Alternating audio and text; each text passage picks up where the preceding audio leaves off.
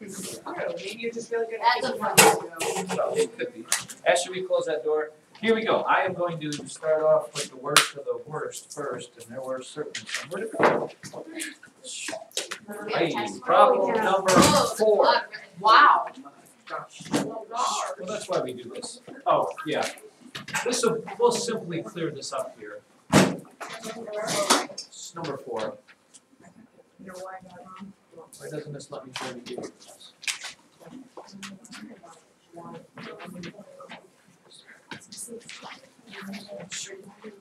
Please understand this, and this is a hard thing for a lot of people to get. First of all, factors are things that get multiplied together. Okay, and you look at this and you go, well, there's nothing, it's only one thing. Well, in reality, usually we don't put it there, but there's a 1 next to the y on top up there. Okay, the 2 factors you get with this, because anytime you have a number on the bottom, if you're splitting it up into 2 things, you need that 1 on top. So the 2 factors are 1/2 and y, because if you make y a fraction, it goes like that, and that's where you get the y over 2. Okay, and the same thing with coefficient. The coefficient just is the whatever in front of the letter. Well, in this case, you're like, well, there's nothing in front of the letter. Yeah, you have to think about it as in terms of y over 2 is the same thing as 1/2 y. So the factor, no, the coefficient is 1/2. The 2 factors, the things that are getting multiplied together are 1/2 and y. It's a tough little mathematical thing, but that shouldn't be too bad. Zach, are you drawing all that out, or is that a cannon? What is that? Wait, what is 1/2? The coefficient is 1/2. And the factor is 1/2 That is y. the number in front. You know, if it was just 3x, then the 2 factors, the factors are 3 and x, and the coefficient is 3. You know, if it was this, if it was 2x over 3, the coefficient, the number in front of the x is 2/3. 2/3 and x are both the factors, the things that get multiplied. The factor would be y over 1. So the what? The factor is y over 1. No, factors are what is getting multiplied together. What is getting multiplied together is the 1/2 times the y over 1. These are 2 factors. They are getting multiplied together to give you this. So there's 2 answers? There's 2 parts to the answer. Yes, there's the number part and there's the letter part. Are they gonna ask us for Just like variables? Colton, if I had 5xy, there are 3 factors. 5, the x, and the y. 3 factors. 3 things get multiplied together. The coefficient is 5. The variables are x and y. X and y. So every time the coefficient will be the number Coefficient is always the number in front. and nothing more than that. Right. Really, if you're just given, you know, if the letter was B, the coefficient is 1. You don't write them down there, but there's 1 in front. Then the coefficient for it was 1/2. For this one. Not this one. For that, the coefficient. Coefficient is just 1. 1. There's no 2 up there. But for the one that we did. Yes, if it was B over 3, the coefficient is 1. So 1 over 3. And the factor That is. was question number 6. Seems like we went on an odd even run there. 6. Oh, and for problem number 5, if you had issue with that, if you have a fraction under the radical sign, it's the same thing as, usually you'd want to think about it as just being the square root of 36 over the square root of 49. Square root of 36 is 6, square root of 49 is 7. The plus or minus part, yeah, we don't worry about too much. We have to do plus or minus. I don't care for plus or minus of that. Plus or minus usually comes when you have equations that deal with that, not just the thing. Number 7. Oh, maybe 6. 6 was an issue. We do 7 after. We will do 7. I'm 6 sure we'll get to 7. Okay, you don't have to, but honestly, I would strongly recommend, again, that you, first step in this, move everything to the top, just because. My first step is I'm going to make this xy a to the negative first power, and then I'm going to multiply that by x, y, z, b to the negative 1 power. When you move it up, it changes signs, plus 3 ax minus b squared. Stop me if that did not ring any bells to you. I just brought the a up, it became a to the negative 1, the b up became b to the negative 1, just so I have it all on one line and I don't have to worry about the fractions. You don't, if you're super duper mathematical, you would look at this and go, I don't need to do that because your brain can think about 6 things at one time. Some of you, most of you are not at that point yet. You will be there by the time you do this. All right. So when you multiply, it's distributive property. This times this. You look for another. Is there x over there? Sure there is. So it ends up being x times x, which is x squared. X times x. Y times y is y squared. I don't know why it's doing that. Let's see if I can get rid of that.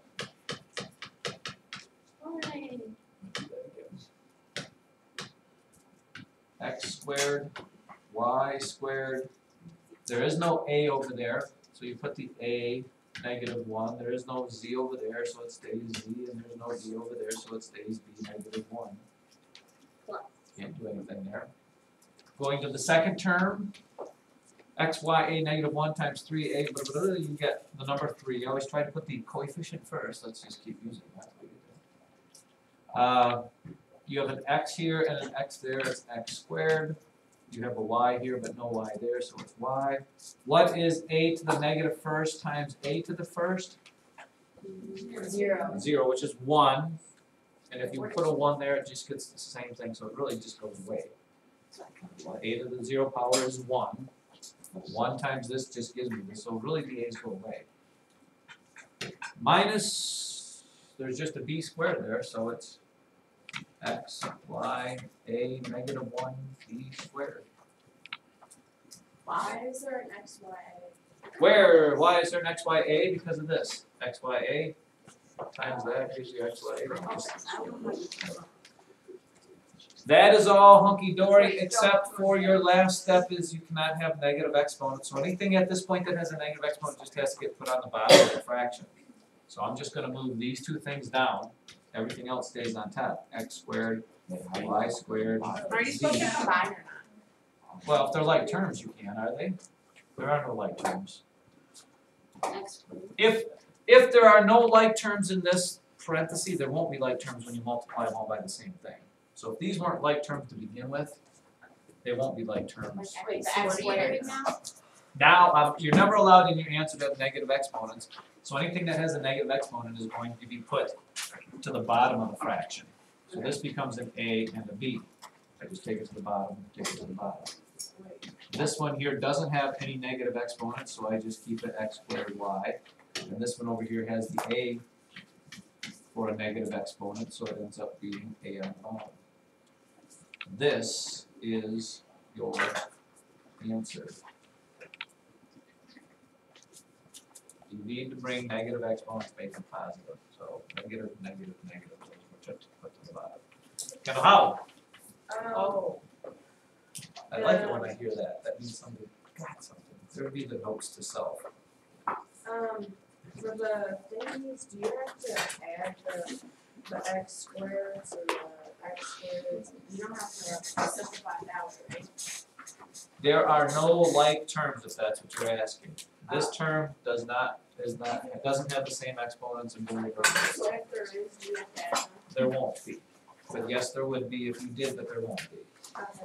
Like I was telling I Holly, got that right. these, if you don't have like terms here, if you don't have like terms in your parentheses, you're not going to get like terms when you multiply them all by the same thing. Hey guys, I got this right. And Morgan got that right for the fourth But then I time. tried adding them together. You will not be able to put them So together. did you get 3x? I got 3x to the 4th power, y to the 4th power, z over 2ab squared. And if you did add them together, you don't add exponents together when you add like terms, you only add the numbers in front of them. And x squared plus an x squared isn't x to the 4th. X squared plus x squared is 2x squareds. X squared times x squared is x to the 4th. X squared plus x squared is 2x squared. Problem number 7. Yay! That was I got that one right. I got it. The simplest way to do this, people, is to just do what it says. You are squaring this. So you're taking 8x cubed y to the 5th and multiplying it by itself. Again, there's another easier, it's not an easier way. There's a more mathematical way to do this, but if you're not at that point, it's, I mean, whatever. You just get this. What do you get when you multiply this together? 8 times 8 is 64. X to the 3rd times x to the 3rd is x to the 6th. And y to the 5th times y to the 5th is y to the 10th. You just multiply both. Well, you could at this point just look at 8 squared, Yeah, that's what I x did. cubed squared. Okay. Exponents, 2 exponents get multiplied, so 2 times 3 is where the 6 comes from, and 2 times 5 is where the 10 comes from, and 8 times 8 is where the 64 comes from. Stop me there, Sam, if you got a question there, don't make me, Now, problem number 8. Problem number 8, I'm guessing most of you got this. You could take out a 3a squared b cubed, right? Yep. They have that in common. They both have 3's, they both have at least an a squared, they both have at least a b cubed. And then you're left with b squared minus a squared. And here is your life lesson of the day. Binomials, most of the time, are unfactorable. In other words, they don't get down any simpler. Okay, you can't break them down. However, this is a case when they are. And the only time it happens that they're factorable is if first of all, it has to be subtraction, which this is. And secondly, these terms both have to be perfect square terms. So if they're not. In other words, let me show you this. If I have x minus 2 times x plus 2, and I said use FOIL with that, which we've done before. Remember, first outer enters last. The first term gives you x squared. You get a minus 2x and a plus 2x when you do the outside terms. And then you get a minus 2 times a positive 2 is a minus 4. These terms drop out, and you're left with a binomial. This is a case of this, because these are both perfect squares and it's minus. If you come up with this binomial can actually be turned into another binomial. Just wait, Charles. With which you get b minus a plus a. Just like I had minus 2 plus 2. If it's a binomial that has a minus sign and these are both perfect squares, you can factor it down into 2 more binomials.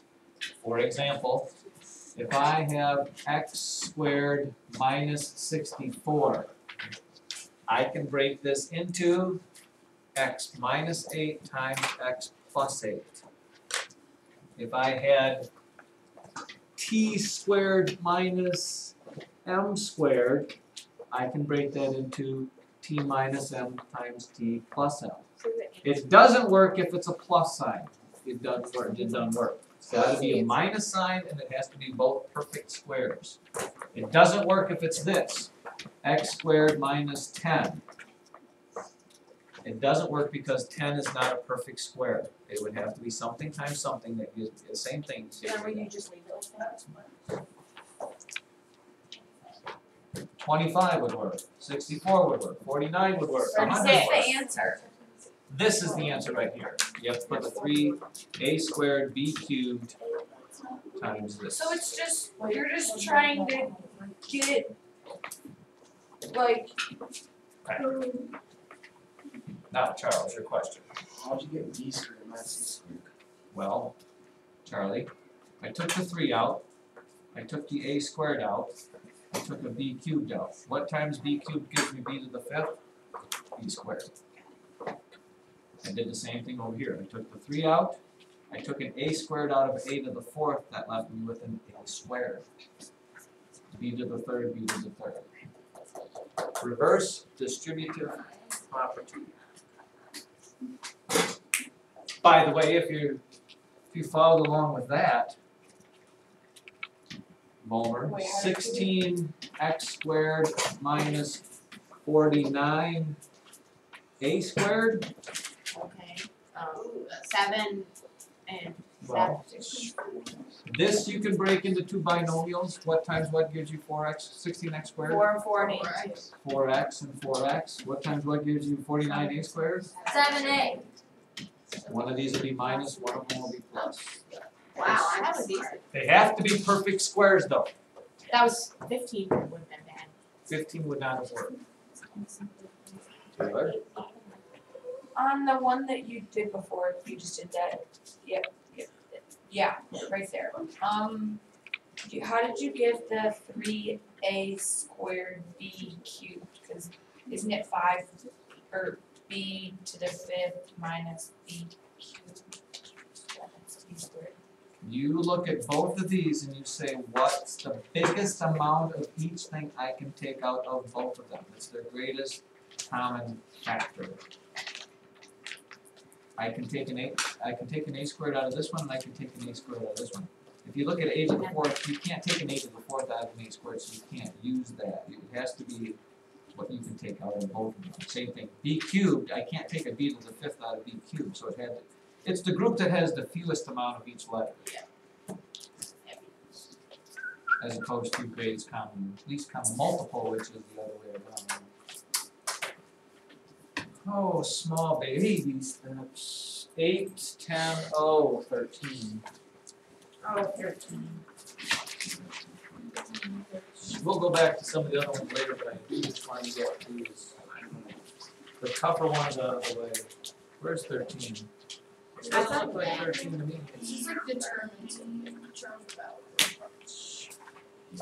That's What? It's right. 15, go up. 14. 13. Oh, yeah. This did not ask you to do anything except say what you cannot have a b. You can never get a 0 on the bottom of a fraction, so you want to know what is the value of a that will give you a 0, because that is what it is that makes it undefined. So the simplest way to do it, you could probably look at it and go, oh, well, that would be this. But the best way is go, when will 5a plus 15, what I have on the bottom, be equal to 0? Because that's my answer. When I get 0 for that expression. Subtract 15, you get negative 15. 5a equals negative 15 divided by 5 divided by 5. When a is negative 3, if I put a negative 3 in for a, I get negative 15 plus 15, which gives me the 0. And that's what it's meaning. So we see what 5 times what equals 15. And then do the negative. So that stuff on the top. However you want to do it, if it's other than that, I don't care if you get it. Stuff on top is supposed to. The stuff on the top does not matter. It's supposed to be the- No, it just doesn't matter. Is it gonna be like that on the text? I would guess. And all these will like work out like that. Mostly. Note to self, problem 13, find out when the bottom is 0. You do Set the 16. bottom equal to 0. That's 16. 16 is part of the whole process here. Is that on the bottom or is that on the other side? On the top. All the way to the top. 16.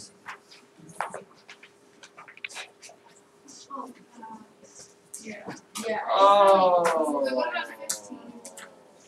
Yeah. Skip it on. That's just.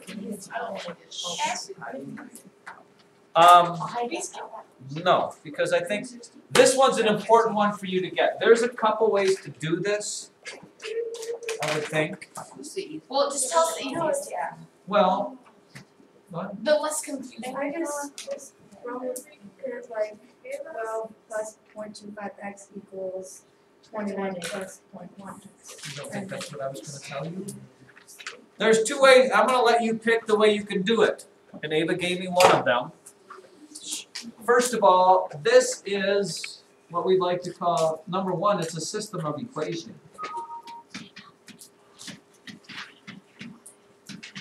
And you're given two of them. If you took this and graphed it, it would be the place where the lines cross. But Ava said this, you just want to know when they will be, for when are they the same or when are they equal to each other. Okay, how do you find, if you're renting from company A that charges $12 a day plus 25 cents per mile.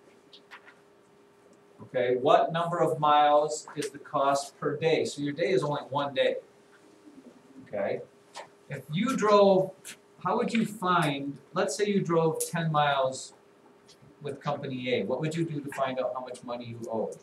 Times by 25 and then add 12. No, you're not timesing by 12, Oh, because I you meant get 25. paid, you add $12 to whatever, what?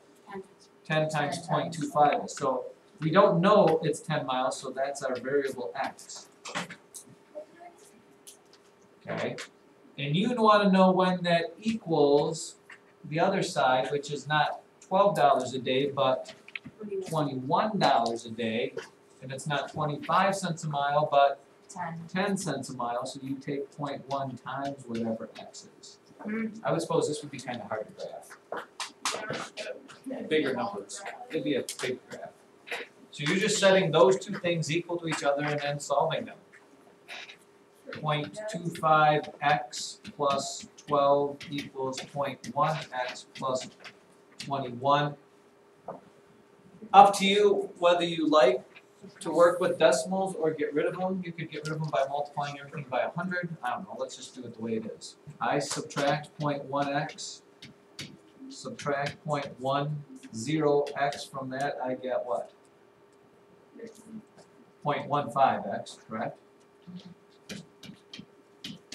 I subtract 12 because I want my numbers on the other side. I subtract 12 because I want my numbers on the other side.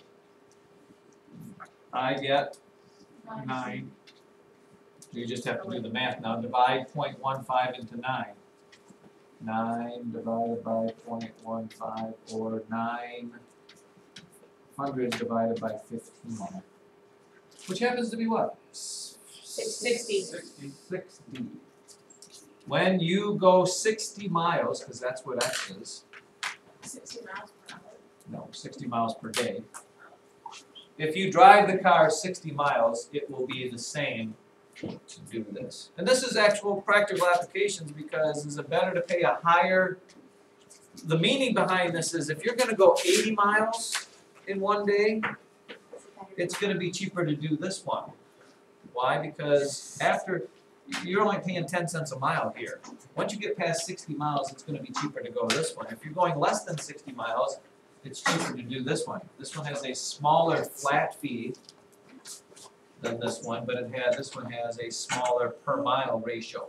So that is, I love that one. See, you ask when we use it, we use it all the time. Oh, 20. 20, 20, 20. Converse, inverse, we're not very good. This is what I want you to do to the number 20. Yay! Yes. Yay! We'll probably talk about that. The contrapositive.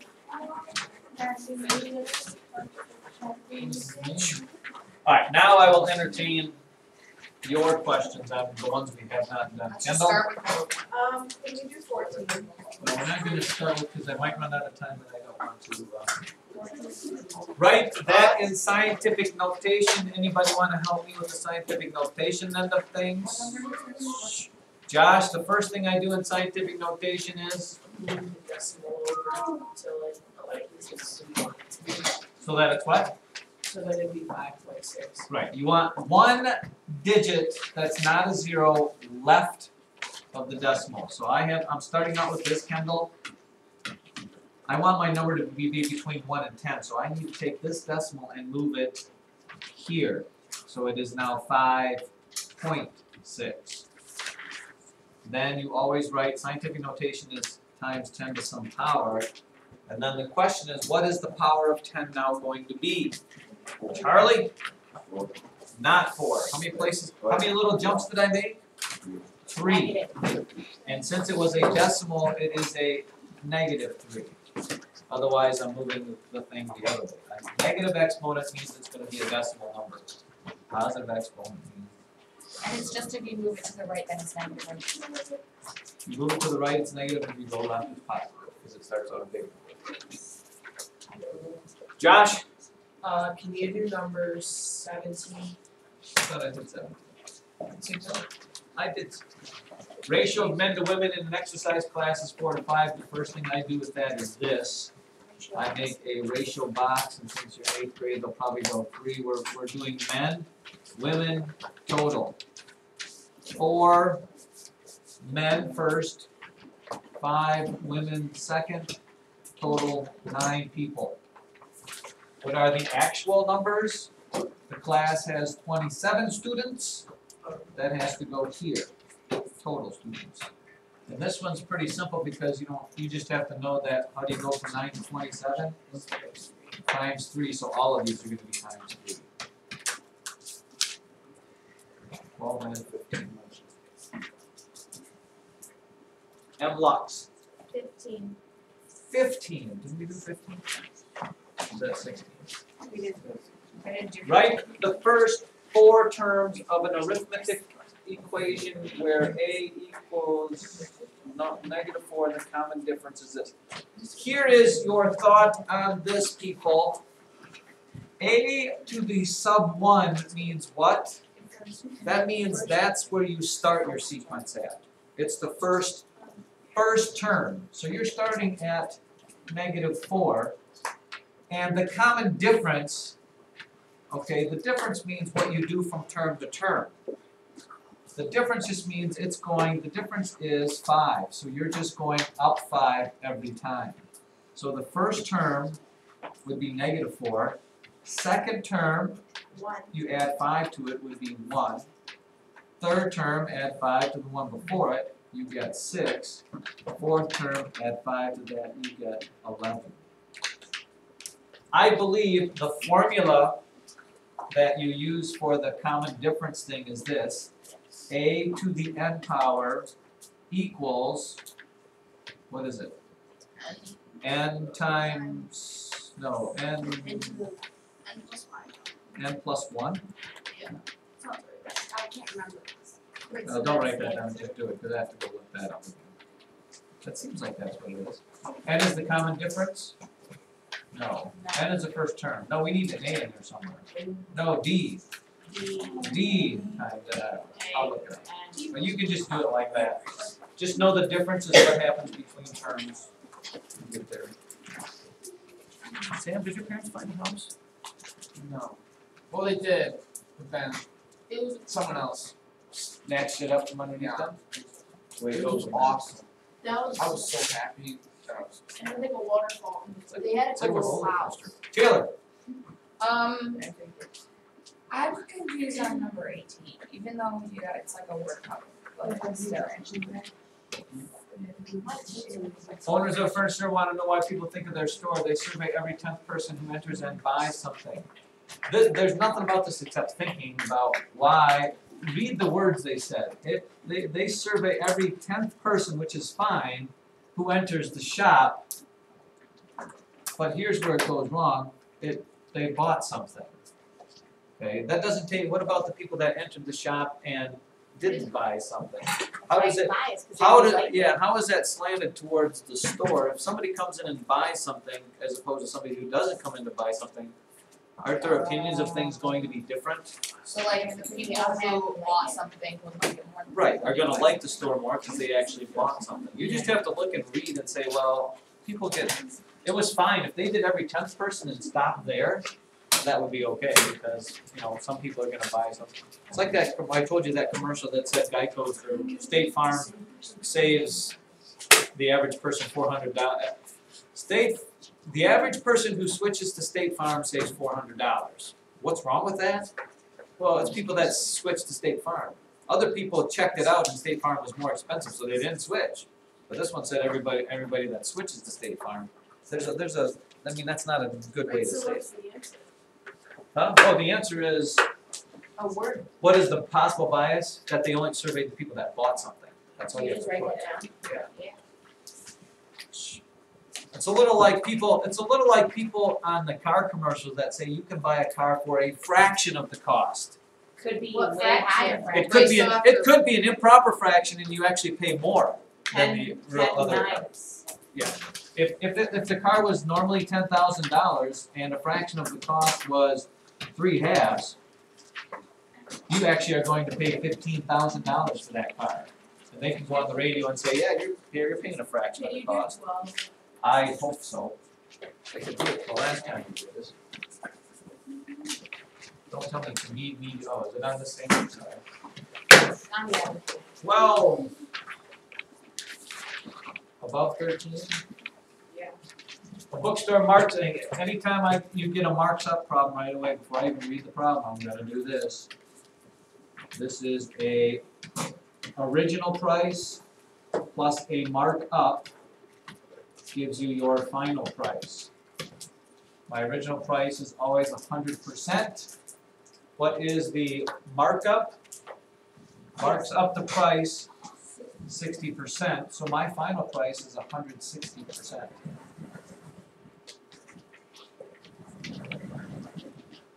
They bought the book, it originally started out at $6. How much is it going to be? What is the markup and what is the final price? So you need to do a little math here. 100 over 60 equals 6 over what number? It's almost just as easy because you're going to be divided by 100 to not reduce here. 6 times 60 is 360. 100n equals that. Divide by 100 just means you're going to move the decimal back 2 places. The markup is $3.60, and the final price is $9.60. What's that, Taylor? Wait, what was the? Where did you go from 100 over 60 What was equals the 6 markup? to I multiplied 6 times 60 and got 360, and I multiplied 100 times n and got 100n. What was the markup, price? 360. That's what I found here. What about the? You add the markup plus the original, 960.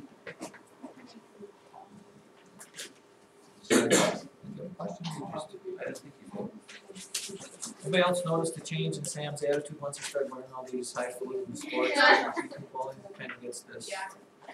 athletic better than you kind of attitude.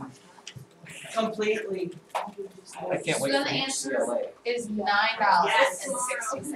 Yes, Sam, what's tomorrow? UCLA, bring it on. I'm happy to. Oh, I thought you said you had 4. Wait, Yeah, can you I- do Georgetown, 10. Memphis, dude. You don't have Memphis yet, right? I don't see I have the Memphis. shorts. That's all I got. And we're tomorrow.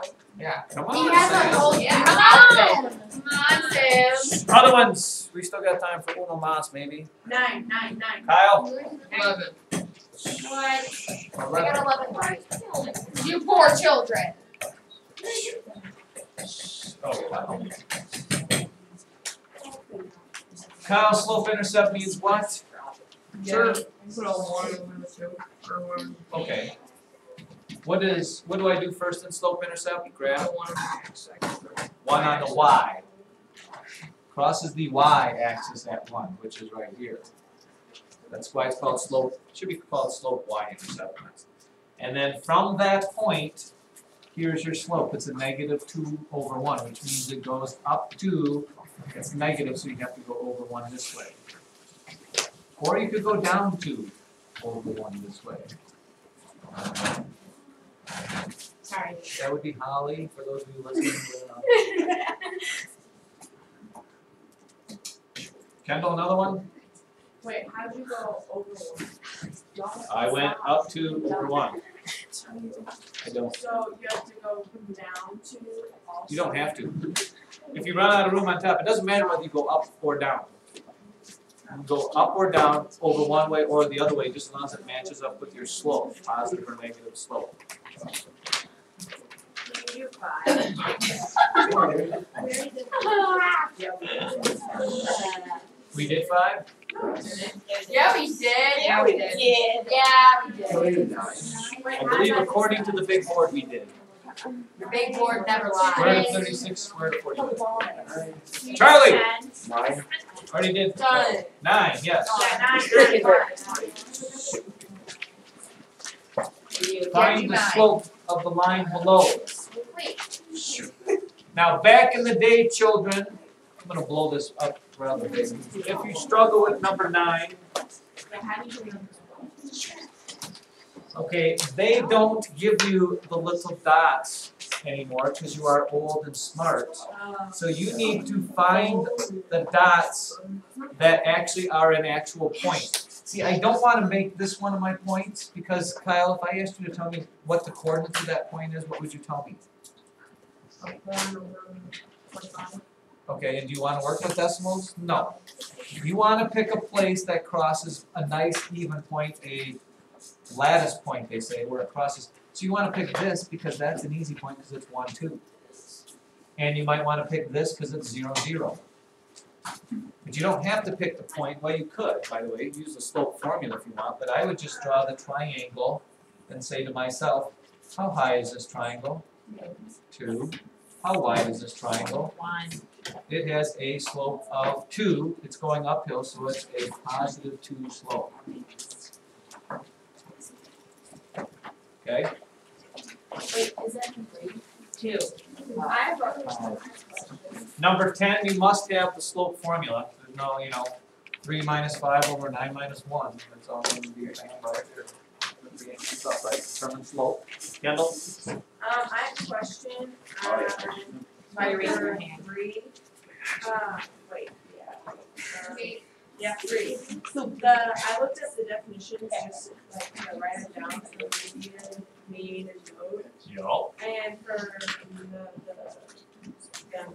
or the mean, it says sum of all.